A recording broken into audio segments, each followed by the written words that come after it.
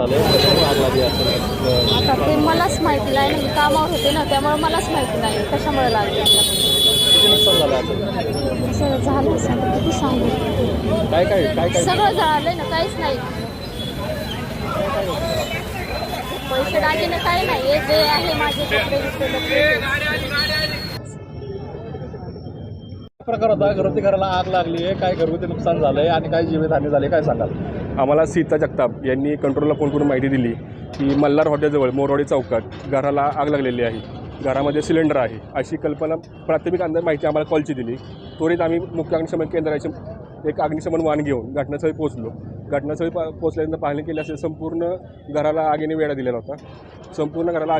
होता.